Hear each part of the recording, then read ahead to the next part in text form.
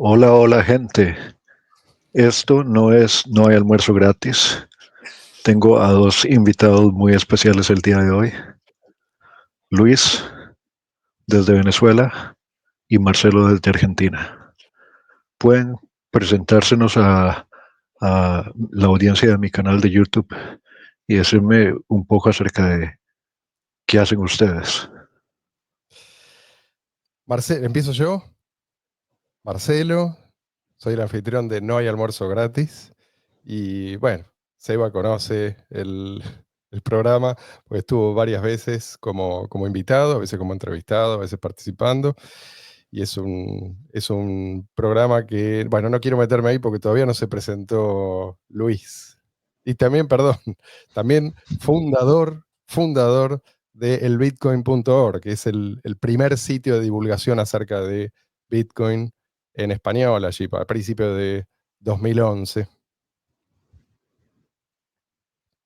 Luis, y Bueno, yo bueno, Luis, soy vale. bueno, yo soy Luis Rodríguez, conocí a Marce hace como unos 10 años más o menos y he estado trabajando con el Bitcoin.org desde ese tiempo más o menos y en el podcast de No hay almuerzo gratis participo y también soy el editor de video del podcast. Entonces se puede decir que soy el sidekick en el podcast, el ayudante estrella de todas estas Sí, cosas técnicas. Yo me es- acuerdo de la película La Matrix, que había un tipo que era el que bajaba los programas a la mente de Neo que se llamaba Tank. Ese es como Luis en No hay almuerzo gratis.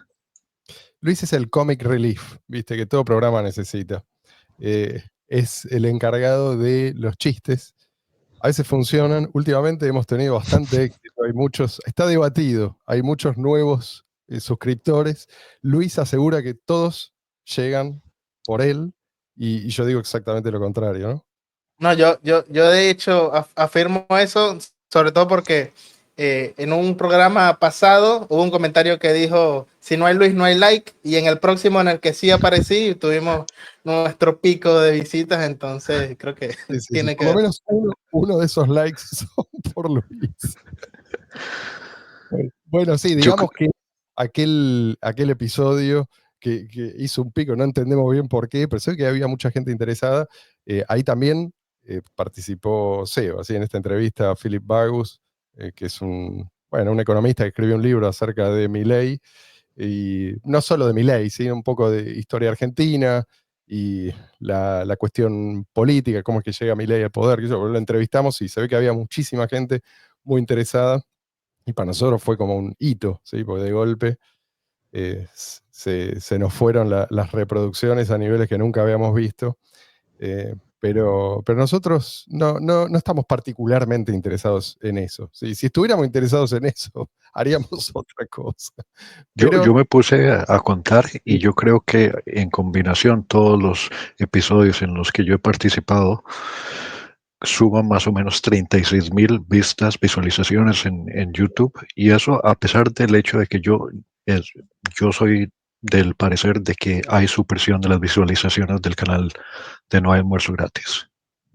no sé si supresión. Yo creo que en realidad YouTube lo que hace, YouTube como es una red más y funciona en base a algoritmos. Entonces, el algoritmo lo que hace es, si ve que vos lo que estás tratando en ese momento en particular despierta interés, entonces lo difunde más.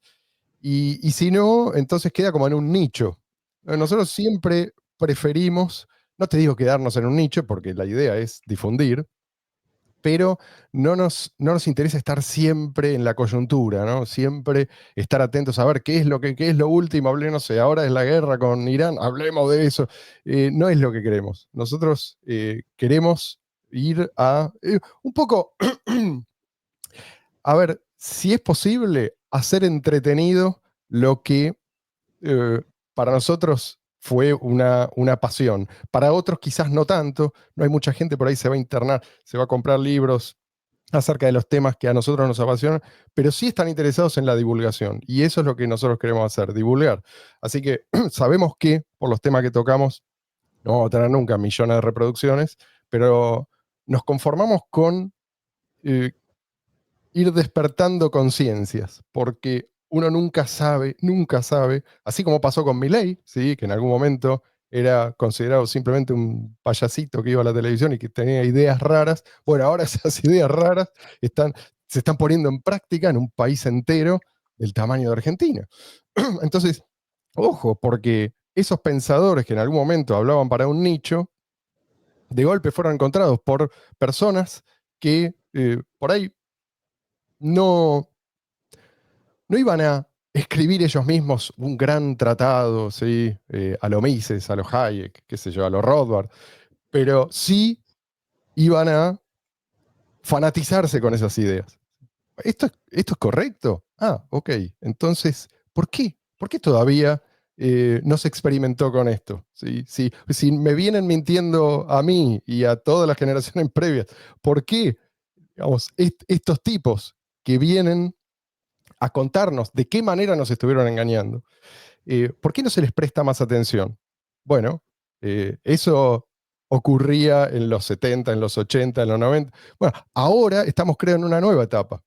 ¿Por qué no darles una oportunidad a esas ideas? No es que nunca tuvieron una oportunidad, pero no había una teoría. ¿Sí?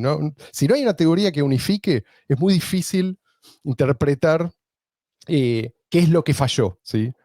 ¿Por qué cierta implementación no funcionó y otra sí? Y esto no pasa solamente por ideas económicas. Pero antes no teníamos esto. ¿Sí? Antes no. Uno se olvida, es como si Mises, todos estos genios, ¿viste? Antes no estaban. Y nosotros tenemos la gran ventaja de poder mirar el mundo a través de sus ojos. Pero no porque nos interesa su subjetividad, sino porque estos tipos son, eh, son transparentes. Si un tipo te está diciendo la verdad y no podés refutarlo, bueno, más vale, presta atención y hace algo, vos, en la medida de tus posibilidades, para difundir también esas ideas. Gracias a que hay un montón de gente que asumió este rol, ¿sí?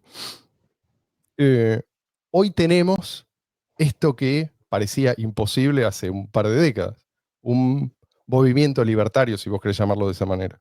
Y ya no es una payasada, ya no es una cosa marginal. No, no. Ahora se habla todos los días en los diarios, en los medios masivos de comunicación, se habla de los libertarios. Sí, muchas veces para calumniar, muchas veces para insultar, lo que sea, pero los libertarios figuran. Ahí estamos. ¿Sí? Ojo, Y le que la quería Muchas payasada, veces con mala leche, pero ¿qué dicen los libertarios? A ver, ¿qué dicen? ¿Por qué los detestan a los libertarios? Antes no hablaban de nosotros, ahora nos ojo, detestan. que Es un gran... la payasada todavía se vale, pero a mí sí me interesa lo de la subjetividad. Si entendí bien, No hay almuerzo gratis originalmente fue el podcast del bitcoin.org. Yo creo que yo conocí a Marcelo antes que Luis, no lo sé, pero él confirmará. Pueden contarme un poco de esa transición de tener el blog y decir, vamos a arrancar un podcast. Luis. yo creo que siempre ha sido el podcast del Bitcoin.org, incluso ahora. Capaz no se dice abiertamente, pero yo creo que es la continuación de lo que antes fue la obra escrita del Bitcoin.org. Bueno, ahora es audiovisual. Tiene otro nombre, pero yo sigo viéndolo como trabajar en lo mismo que se hacía en el Bitcoin.org. No sé si Marcelo ve de esa forma. Por otro lado, Sí. yo sí creo que en algún momento podemos llegar a millones de visitas. No estamos desesperados por llegar ahí de forma fácil. Creo que nos interesa más la calidad del contenido o los temas que muchos no hablan de estos temas, nosotros sí hablamos de ciertos temas, pero yo creo que sí podemos llegar de forma menos desesperada que algunos que se van por el salseo a los millones de visitas. Sí, O por ahí lo que a las tenemos que decenas hacer, de miles, que sí, es lo que ahora queremos. todos aparecer en Musculosa, como solías hacer vos, Luis. Hay que probar todo. Y entonces, ¿cuál fue la inspiración original del bitcoin.org, por lo tanto? No, el Bitcoin.org originalmente la idea era, eh, llevar la buena nueva, ¿no? Bitcoin en ese momento no era conocido dentro del mundo hispanohablante, no había ni siquiera había un artículo en Wikipedia, no había nada. Y nosotros ya estábamos posteando todos los días religiosamente algo acerca de Bitcoin. Incluso yo contribuí al primer artículo de Wikipedia, que era más o menos una traducción con algunas cosas agregadas del artículo en inglés. En ese momento nadie hablaba del tema. Tanto, tan poca era la gente que cuando por primera vez apareció alguna nota acerca de Bitcoin en un medio no masivo, pero leído por más gente que los que estaban en el foro, sí, fundado por Satoshi, en ese momento funcionó como Internet, funcionó como un embudo que llevó a todo el mundo a nuestro sitio, que era el único que venía, sí, posteando acerca de Bitcoin. Entonces nos complicó la vida, tuvimos que hacer upgrades para poder atajar a toda esa gente. 2 veces nos pasó, porque después sí se publicó en algún medio ya masivo y no pudimos de golpe. No sé si vos te acordás o si vos estabas en ese momento, Luis, pero se nos cayó el sitio y tuvimos que pagar para poder recibir, que era lo que queríamos en definitiva, ¿no? O sea, a nosotros nos alegró mucho, no porque venían a nuestro sitio, sino porque la gente por fin se estaba enterando masivamente de qué cosa era esto de Bitcoin. Y de vuelta, en ese momento no había sitios de noticias acerca de Bitcoin, cripto, la palabra esa no se aplicaba, no había un mundo cripto como lo llamamos ahora. Así que Ahora, éramos la fuente, la única fuente en español éramos nosotros. ahora, sí creo yo que definitivamente hay un antes y un después que me imagino motivó la iniciativa del podcast como tal, y es ese periodo entre el año 2014 y el año 2017. Sí, sí, es posible. En realidad el podcast es posterior, creo que empezó en 2019. Pero sí, sí, ponele la mitad de los episodios tienen que ver, ¿no? Digo yo, más o menos la mitad tienen que ver. Sí, Luis, sí, No, que hace unos pocos meses cumplimos 5 años. claro. Eh, Con esto del secuestro de Bitcoin, que es algo que nosotros. Es fácil decir, bueno, esto era obvio que iba a pasar, pero pasarlo es otra cosa, ¿sí? Es como, ¿viste? Es como el que en algún momento, no sé, estos dos países van a entrar en guerra, pero cuando entran en guerra y vos estás ahí, ya nunca es exactamente como uno lo prevé tampoco, ¿no? ¿Cómo es que, digamos, por dónde le van a entrar a Bitcoin? Muy poca gente supo anticipar eso. Bitcoin fue secuestrado, pero de una manera que no tiene nada que ver con lo que se hipotetizaba en los foros, ¿no? Había, pero infinitos debates que no terminaban nunca acerca de qué podían hacer, ¿no? Y por dónde le iban a entrar, y mucho debate técnico, ¿viste? Y no vieron venir que en realidad el ataque fue fundamentalmente un ataque social, no tuvo que ver con lo técnico. Es algo que aprendimos sobre la marcha. Así que, como los que fuimos expulsados de todos esos foros, de todos esos medios, eh, no teníamos en ese momento un lugar, ¿sí?, donde aglutinar a toda la oposición a los invasores, que recordemos, estamos hablando de la inmensa mayoría, de casi todos, ¿sí? Pero como todos fueron expulsados, es muy difícil esto de reagruparse. La coordinación es fundamental para cualquier movimiento exitoso. Y estos tipos sabían coordinarse, nosotros no. Así que consideramos que esta era una forma también de, perdón, que tengo un ruido acá, era una forma de llegar a más gente, ¿sí? Informar, así como pasó con el documental ¿Quién mató a Bitcoin? Y después con el libro El secuestro de Bitcoin, llegar a gente que no está por ahí ya, viste, informada dentro de esa burbuja. Y creo que en eso nos fue bastante bien, porque hay montones de personas, eso lo veo por los mails que nos llegan, ¿sí? Por la gente que llega a los foros, en Telegram, donde sea. Y toda esta gente, muchos de estos ellos mismos dicen que fue en No hay almuerzo gratis que por primera vez escucharon este punto de vista, ¿sí?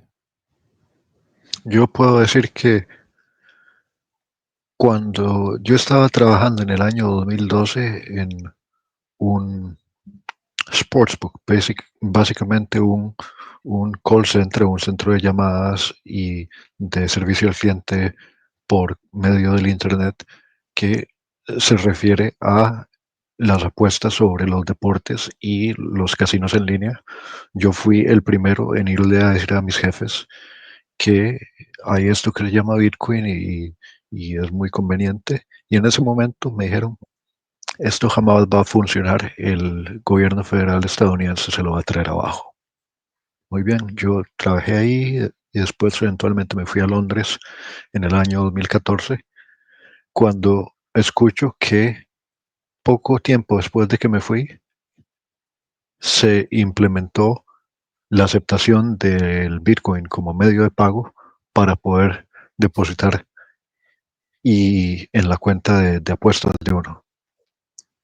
Y después, en el año 2020, cuando yo estaba en Londres y cierran el mundo, me llama uno de los antiguos supervisores de aquel trabajo contándome de un nuevo sitio web y que si yo estaría dispuesto a trabajar si me pagan en cripto desde la casa. Y lo gracioso es que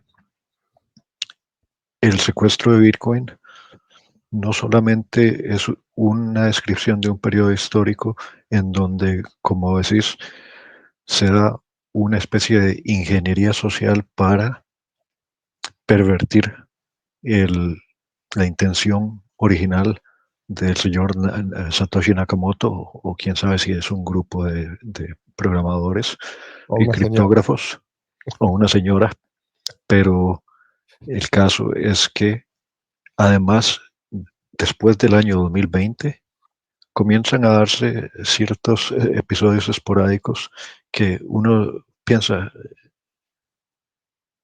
al menos parece que los que se oponen a Bitcoin se han tomado la tarea muy en serio.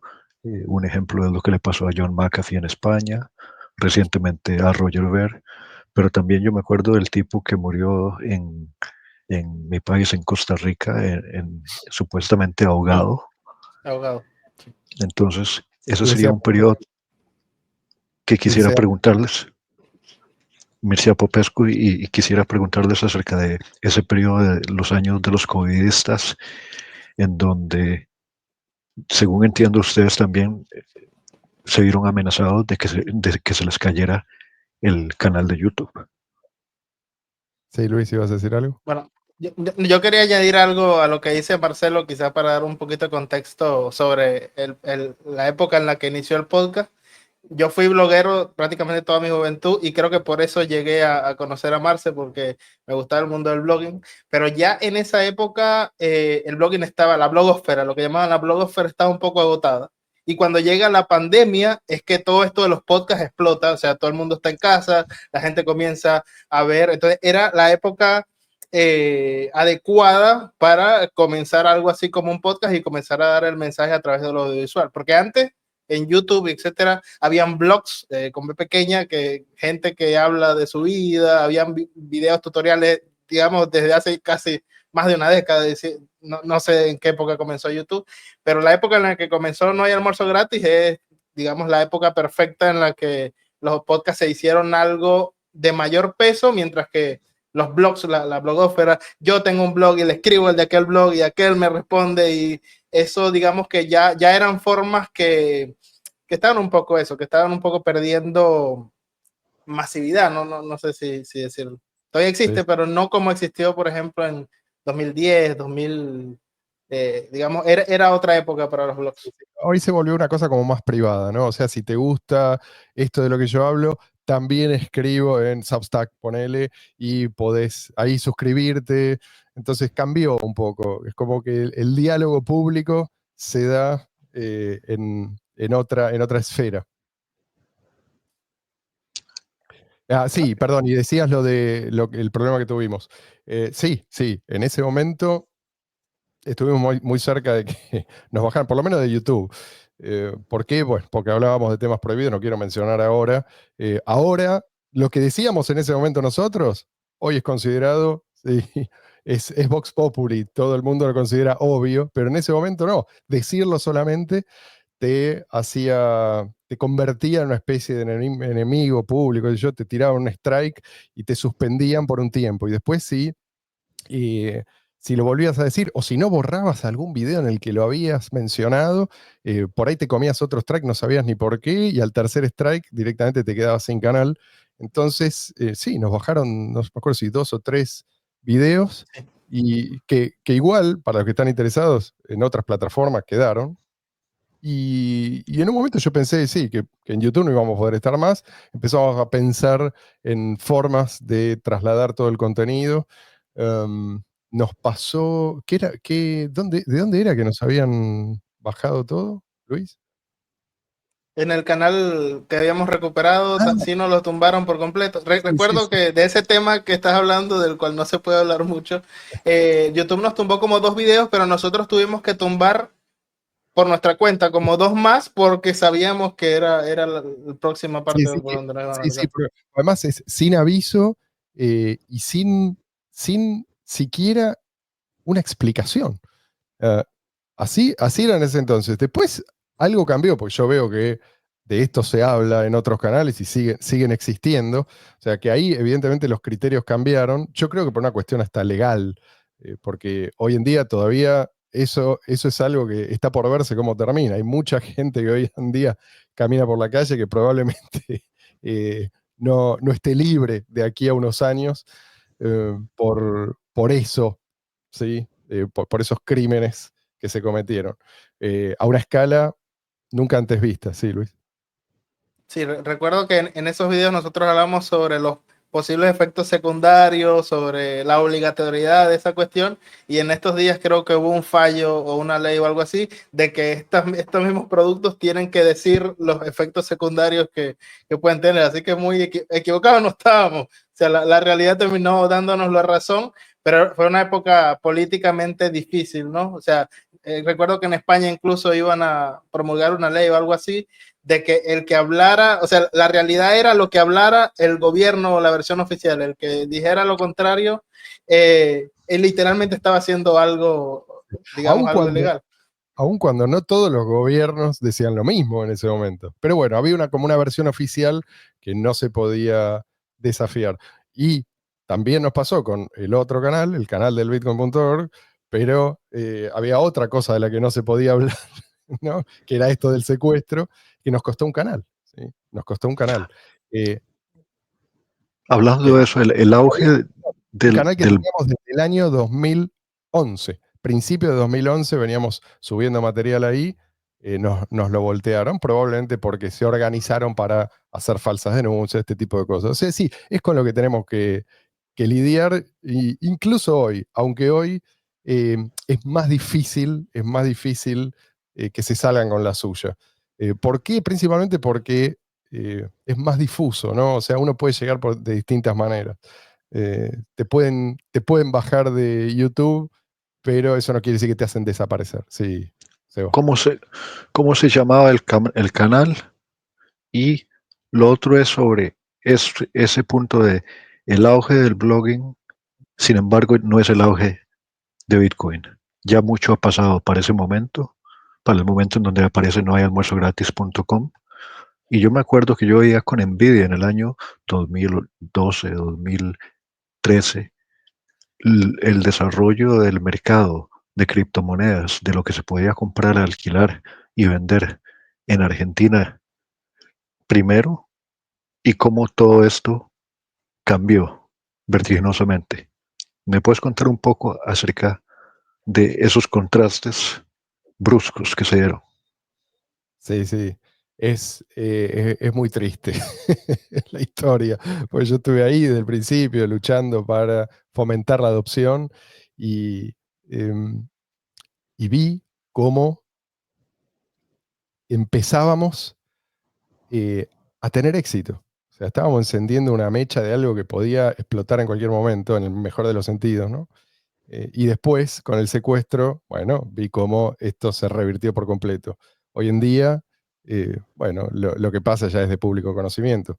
Es decir, la gente en general no usa directamente las criptos, sino que las usa como activos en distintas plataformas para poder obtener más dinero fiat, ¿sí? Por lo menos esa es la esperanza que tienen, y después cambiarlos por dinero fiat y seguir usando el dinero fiat. O sea, se puede decir que ganaron esta batalla. Pero, obviamente, Bitcoin sigue ahí. ¿Sí? Sigue hoy en día bajo el nombre de Bitcoin Cash. Pero ahí está. O sea, no. Y la gente que lo rescató sigue ahí. Y los early adopters que financian el desarrollo siguen ahí. O sea que esto no va a ser fácil. Sigue ahí Ahí, molestando. Y yo creo que va a seguir molestando indefinidamente. Porque el diseño de Satoshi Nakamoto. Porque Satoshi Nakamoto acertó en el diseño, sí, perdón. El canal, por cierto, se llamaba el Bitcoin.org o algo así, el Bitcoin en español. Era literalmente, o sea, el canal oficial de el Bitcoin.org, y aparte no lo iniciamos nosotros, lo había iniciado otro colaborador que también estaba, digamos, su trabajo allí. Cuando lo tumbaron, no nos dieron una razón explícita por qué lo estaban tumbando. Apelamos, la respuesta fue negativa y no nos decían tampoco cómo podíamos recuperar no solo el trabajo que yo había hecho con Marcelo, sino de este otro colaborador que había estado subiendo tempranamente también contenido. Y bueno, al final buscando, pude recuperar alrededor de 50 gigas de ese contenido, buscando una herramienta que no estaba explícita, no nos decían explícitamente este es el enlace, sino que tuve que buscar una opción que se llama Google Takeout, algo así, como irse de Google se llama, es del propio Google, pero ni siquiera cuando te tumban el canal te dicen que puedes entrar allí a descargarlo, el material Y de base. pensábamos que habíamos perdido todo. Y no lo perdimos, pero bueno, sí perdimos el canal. Y esa es una pérdida para la humanidad, porque ese canal estaba genial, tenía un montón. Bueno, igual después nosotros aprovechamos eso, algunas cosas las resubimos, pero estamos hablando de que el primer video tenía cientos de miles de reproducciones, porque eran los primeros videos introductorios a Bitcoin. quisiera hablar acerca de lo del Bitcoin Cash, porque hay muchos héroes tras bambalinas que no se mencionan. ¿Me pueden mencionar acerca de cómo surge la iniciativa de Bitcoin Cash y quiénes son los que deciden ha llegado el momento de hacer una bifurcación dura? Porque por ese entonces yo estaba algo ocupado con lo del estudio del derecho, me había desentendido un poco de todo el mercado de criptomonedas y los aspectos técnicos, y después de repente cierran todo el mundo y yo entiendo a grosso modo lo que ha pasado y me adapto rápidamente, pero definitivamente hubo un momento de confusión en donde a veces si yo recibía una transacción había una tarifa de $20. Sí, sí, no, y llegó a mucho más que eso. El último pico fue en promedio $400, por un momento, ¿no? Pero digo, pasó dos o tres veces que hubo picos hasta que la gente entendió, ¿sí? Y se sometieron a este nuevo modelo, ¿no? De un Bitcoin que no se puede utilizar tal como fue diseñado, ¿sí? Eh, on-chain, ¿sí? Sí, las transacciones o son on-chain o son otra cosa. Es decir, no es Bitcoin.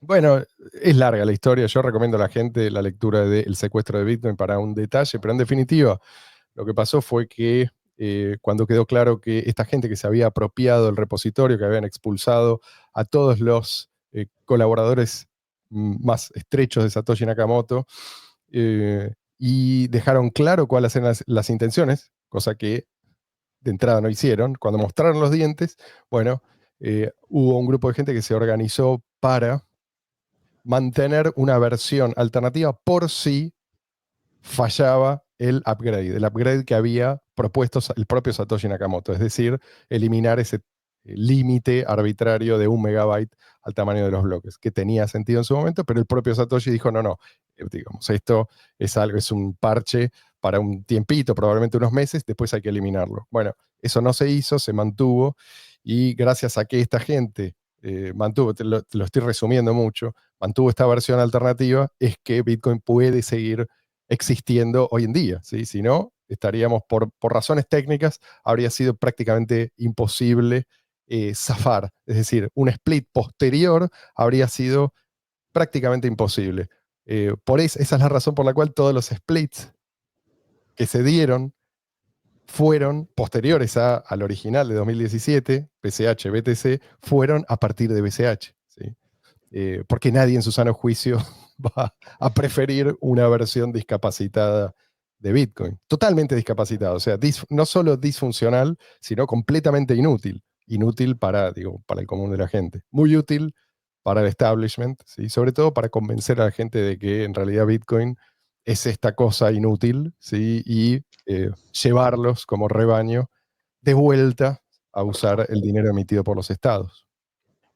Y eso es un punto muy, muy interesante para mí, porque yo tal vez subestimé mucho el efecto gigantesco que iba a tener el proyecto original de Satoshi Nakamoto en el mundo, de tal manera que yo, cuando llega el mes de mayo del 2020 y está cerrado todo el planeta, yo pensaba aquí va a haber una insurrección, porque ya habían pasado varios años de la divulgación de ideas como las de Stefan Molyneux, al que se le bajaron el canal de YouTube, o del Instituto Mises, y yo decía, la gente ya ha escuchado mucho esto, no van a aceptar esto, y para cuando llegue el verano va a haber una catástrofe. Eso era lo que yo pensaba. Y más bien eso no se dio, sino que la pugna se mantuvo en el ámbito del Internet. En No hay almuerzo gratis, lo que me llamó mucho la atención es que hubo un antes y un después de la elección de Milei. Con Milei, las ideas de la libertad, del anarquismo libertario, del antiestatismo, etcétera, resurgen en la vida real. Antes estábamos como en las sombras detrás de la criptografía. Entonces, si me pueden comentar un poco de eso, les agradezco. Añado que Marce recomendó este libro, Hijacking Bitcoin, pero aparte lo mencionó al principio. ¿Quién mató a Bitcoin? También te da un muy buen resumen. Y yo diría que primero vean eso y luego lean el secuestro de Bitcoin, y con esas dos fuentes se conoce gran parte de lo que pasó durante esos años del secuestro. Sí, sí. Y bueno, lo de Milei es algo que nos sorprendió a todos, y yo creo que incluso a los más optimistas. Sobre todo si vos venías viendo su trayectoria acá, que era una especie de personaje de la farándula que iba a gritarse con otros en la televisión. Y bueno, digamos, no es un caso único, pero sí es único por las ideas que el tipo proponía. ¿Sí? Eso es lo raro. No que venga un outsider y gane las elecciones, eso pasa, pero que gane con esas ideas, que gane prometiendo sangre, sudor y lágrimas. Y además en este contexto, ¿sí? Porque, como no estamos hablando de, cuando uno dice sangre, sudor y lágrimas, piensa en el famoso discurso de Churchill, ¿no? Pero ese era un contexto de una guerra en la que se jugaba todo, ¿sí? De una cuestión que era necesario ganar, porque si no, bueno, la amenaza era existencial. Acá no. Hay un país golpeado, pero no es que el tipo llegó con un discurso que la gente tenía que aceptar porque la alternativa era desaparecemos bajo un hongo atómico, no sé. Necesitamos, digo, es importante entender el contexto, y esto explica por qué a tanta gente sorprendió. Es un tipo que vino a decir, esto va a ser difícil, ¿sí? Y vino a proponer algo que nosotros creíamos que era sumamente impopular. Y no solamente no era impopular, sino que era popular especialmente entre los más jóvenes. En esa generación que fue sometida al lavado de cerebros más intenso quizás desde la época de Perón, ¿sí? Es decir, desde el jardín de infantes hasta el terminar la universidad, para los que iban a la universidad, era constantemente un adoctrinamiento en el estatismo sin pausa, en todo momento y lugar. La diferencia fue que desde la televisión antes se podía ejercer una influencia enorme, pero esta es una generación para la cual la televisión no era una fuente de información, era cosa de viejos la televisión, se informaba por otras vías. Entonces, Internet me parece que es clave para entender el fenómeno Milei. Todos estos canales que el establishment ignoraba, ¿sí? Porque bueno, esta no es gente seria, ¿sí? Tiene, no sé, algún canal por aquí, por allá, ¿qué importancia tiene? Bueno, esos tipos, hoy en día, si se presentan en elecciones, probablemente las ganen. Esos tipos que no tienen ninguna trayectoria política, no, no son tipos serios según los estándares habituales, bueno, que lo que hacen es shitposting, como dicen hoy. Bueno, le están hablando a una generación que está harta por un lado, de la decadencia, y por otro lado, eh, les hablan en su mismo idioma. Y ya no tenés Mira, ese monopolio que antes creo que les permitía conservar el poder, porque si vos estabas en el poder y eh, podías moldear, ¿no?, el discurso dominante a través de los medios masivos de comunicación, bueno, eso alimentaba tu propio poder. Y, yo quisiera mencionar sobre eso que había un programa de televisión que se llamaba El Doctor House. Y lo que me gustaba era que él, siendo muy cínico, no tenía que dejar de ser payaso para decir la verdad o tener la razón. Y eso es lo que me encantó desde el primer momento de Milei. Gracias a Milei, no hay almuerzo gratis. Pasó de ser muy estrictamente acerca de los aspectos de criptografía y la historia de Bitcoin a volver a incluir segmentos como el de Héroes de la Libertad, en donde se trata de otro doctor, el doctor Tomás As, y entre otros. Y a mí me parece genial el hecho de que para gente que como yo es un poco, si no paranoica, cósmicamente desconfiada, el sentirme animado a volver a crear contenido audiovisual referente a las ideas de la libertad, porque era inevitable. Después de la época del COVID, cuando da ese discurso en Davos, Milei, el mundo ya no puede ignorar a la libertad.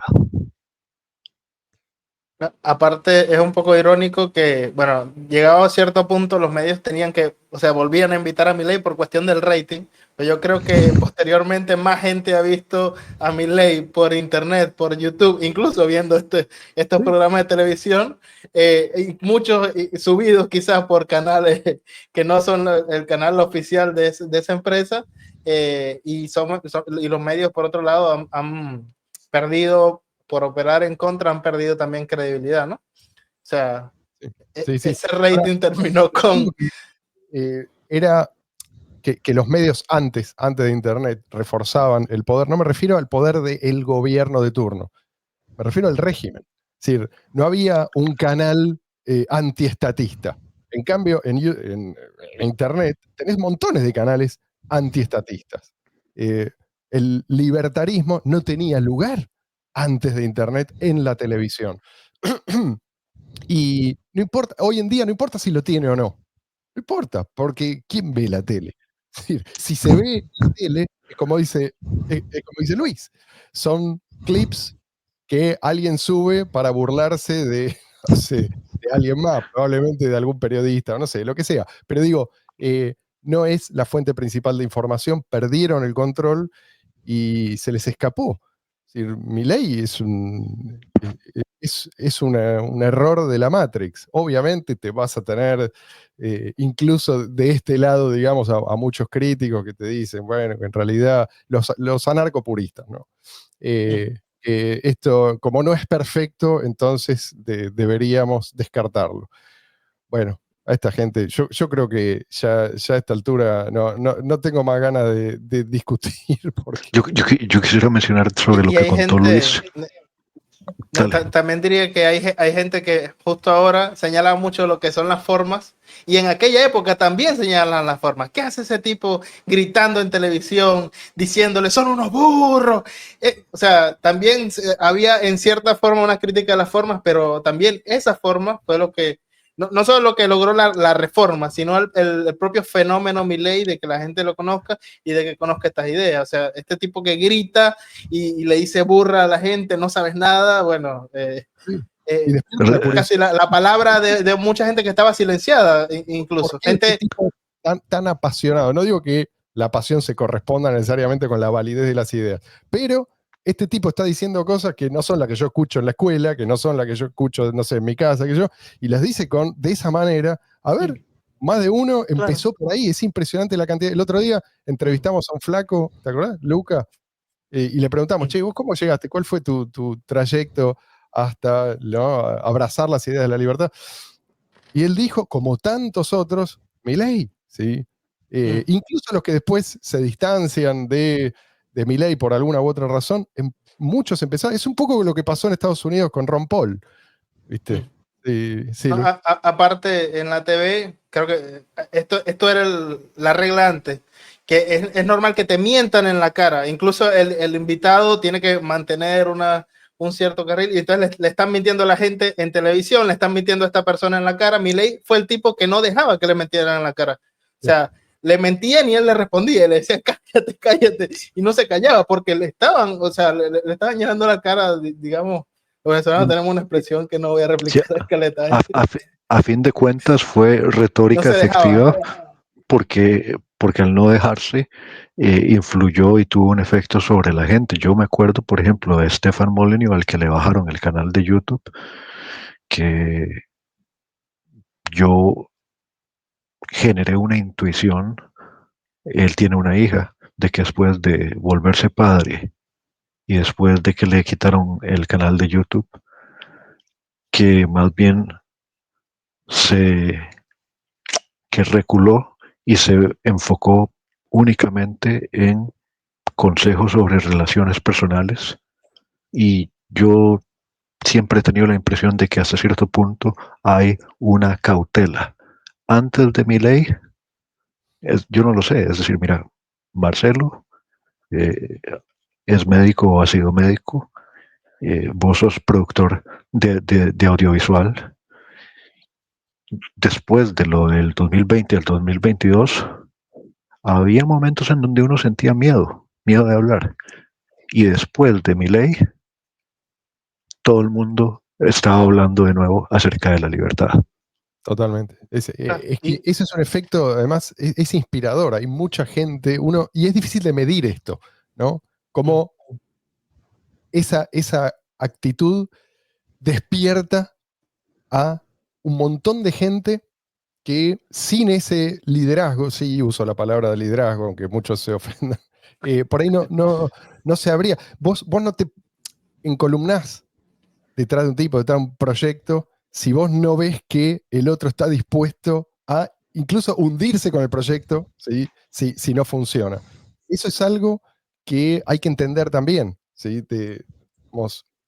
La motivación de la gente. Vos no vas a lograr, yo creo que con las mismas ideas, una persona, con las mismas ideas de Milei, pero sin esa impetuosidad, no habría probablemente obtenido los resultados que él obtuvo. Sí, Luis, no sé si vas a decir algo.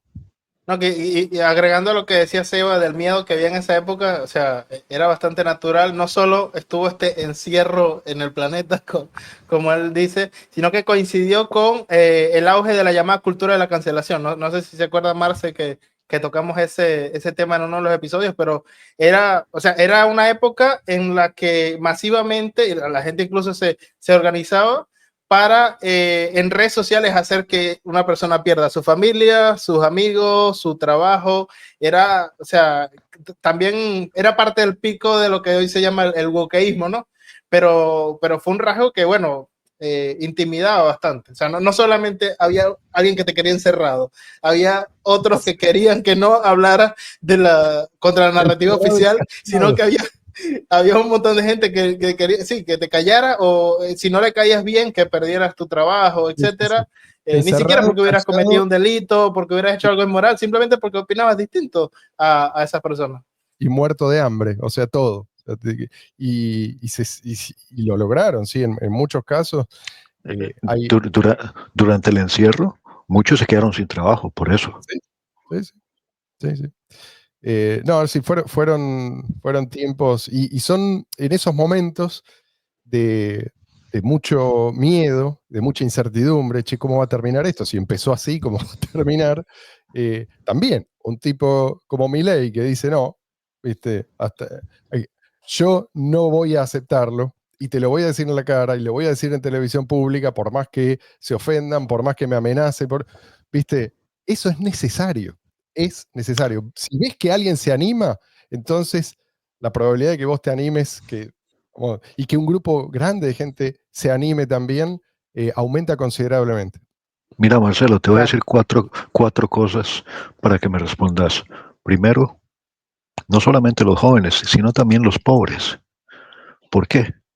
Porque Milei fue a las trincheras directamente con la genialidad de su hermana de rifar la dieta del Congreso, de irse a los tugurios y a los lugares más pobres de Buenos Aires a hablar de economía, lo cual también le dio un buen ejemplo a Trump. Trump, al que le disparan en la cabeza, sobrevive, y al día siguiente de quedar electo, libera a Ross Ulbricht.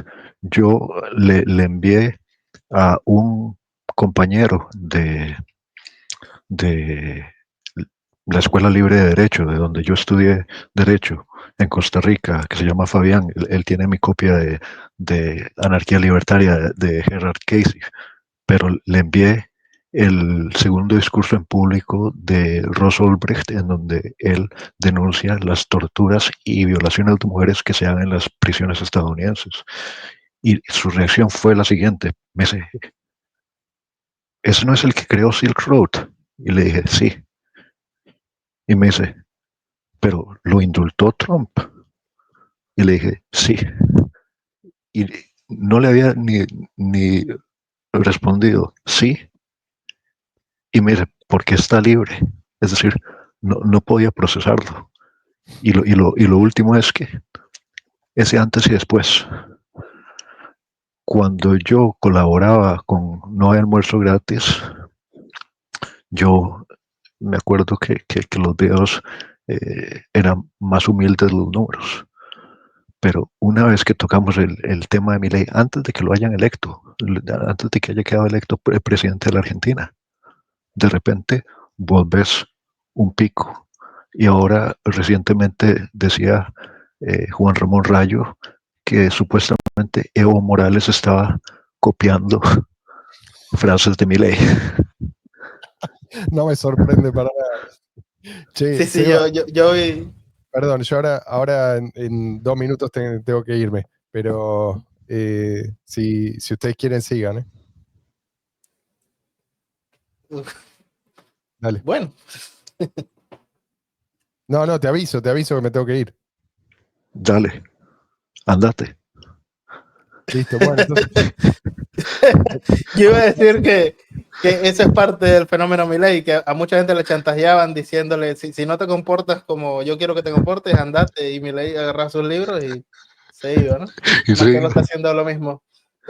esa es la cosa, él inspira el buen ejemplo. Bueno, muchas gracias. Me despido entonces, me despido al estilo Milei. Tiemblen zurdos, empobrecedores. No.